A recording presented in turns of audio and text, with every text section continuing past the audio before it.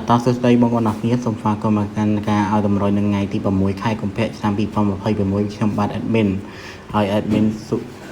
ចិត្តបងប្អូនអរគ្នាឲ្យចុច like ចុច share ម្នាក់មួយផងដើម្បី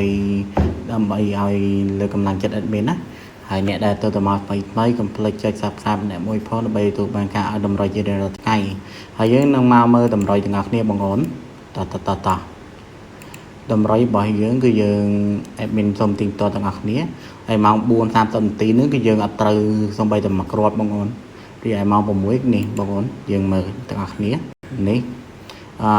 យើងចូលអុកតុង30ប៉ោះទេបងប្អូនយើងចូលអុកតុង30ប៉ោះ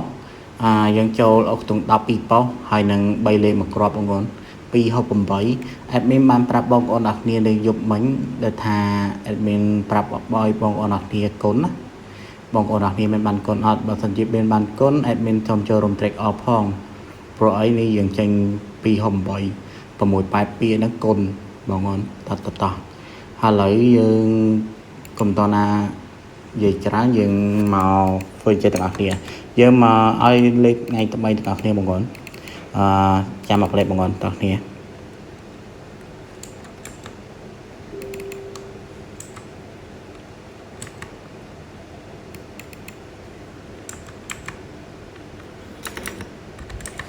តបងប្អូនអរគ្នាយើងចាំមើលតិចទៀតយើងចេញមកហើយតបងប្អូនអរគ្នាលេខតូចរបស់យើងគឺយើងចេញ60គឺយើងមាន67យើងមាន67 83 62 43 ABCD បងប្អូន67 83 62 43 ABCD តបងប្អូនដែលគ្នាលេខតូចហ្នឹងគឺយើងបាច់គុណអីទេមិនបាច់គុណនាំទៅវិញឆ្ងាយទេបងប្អូនហើយលេខអូវិញគឺយើងឈប់បងប្អូនទាំងនេះយើងមានអុកតុង60ហើយនិងអុកតុង40បងប្អូនយើងចេញអុកតុង60និងអុកតុង40ហើយលេខធំទាំងអស់ហើយលេខធំយើងចាំមើលទាំងអស់គ្នាបងប្អូន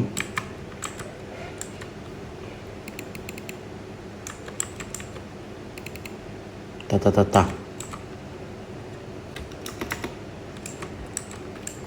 បងប្អូនយើងមើលទាំងអស់គ្នានេះលេខធំបងប្អូនលេខធំយើងមាន186 734ហើយនិង439បងប្អូន186 734 439លេខឯលេខ3លេខហ្នឹងគឺយើងលេងគុណណាបងប្អូនអ្នកគ្នាបើសិនជាមិនលេងគុណទេបងប្អូនអាចនឹងមានឱកាសតិចណាស់ដែលបានត្រូវចាំបងតហើយលេខតម្រុយនៅថ្ងៃហ្នឹងគឺ